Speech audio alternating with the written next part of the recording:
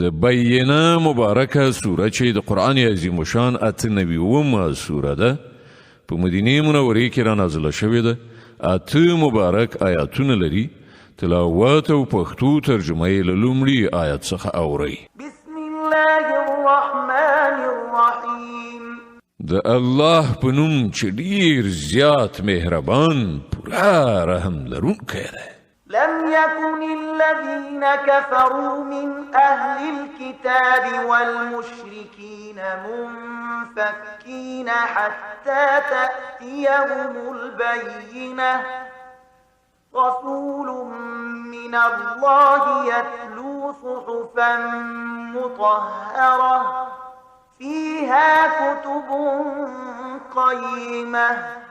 له اهل کتابو او مشرکانو څخه چې کوم خلک کافرو هغوی له خپل کفر څخه راګرځېدونکي نه وو تر څو چې هغو ته څرګند دلیل را نشي، یعنی د الله له لوري یو پیغمبر چې سپېڅلې صحیفې ولولي واوروي چې په هغو کې بیخي سمې صحیح لیکنې شوي وي. وما تفرق الذين أوتوا الكتاب إلا من بعد ما جاءتهم البينة. کوم پخوانیو خلکو ته چې کتاب ورکړ شوی و په هغو کې بیلتون رانغی مګر وروسته له هغه چې هغو ته د سمې لارې څرګند بیان راغی.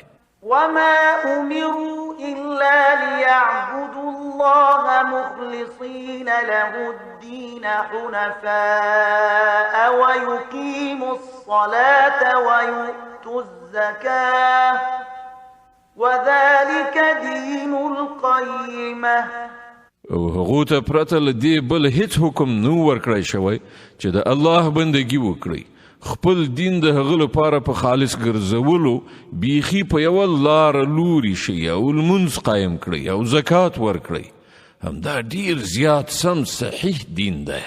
إن الذين كفروا من أهل الكتاب والمشركين في نار جهنم خالدين فيها أولئك هم شر البرية. له اهل کتابو او مشرکانو څخه چې کوم خلک کافر شوي دي هغوی به ارومرو د دوزخ اور ته لاړ شي او د تل لپاره به پکې اوسیږي. دا خلک تر ټولو مخلوقاتو ډیر بد دي. إن الذين آمنوا وعملوا الصالحات أولئك هم خير البرية. کوم خلکو چې ایمان راوړی او کوم چې ښه عملونه کړي دي هغوی په رښتیا سره تر ټولو مخلوقاتو ډیر غوره دي.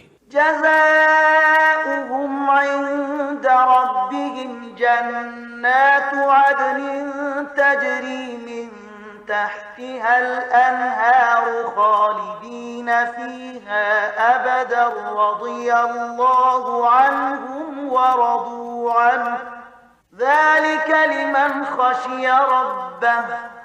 د هغه بدله د هغو د پروردګار په وړاندې په همیشنیو جنتونو کې اوسېدل دي چې د هغو لاندې به ویالې بهیږي، په هغو کې به د تل لپاره ژوند کوي. الله تعالی له هغو نه راضي شوی او هغوی له الله نه راضي شوي دي.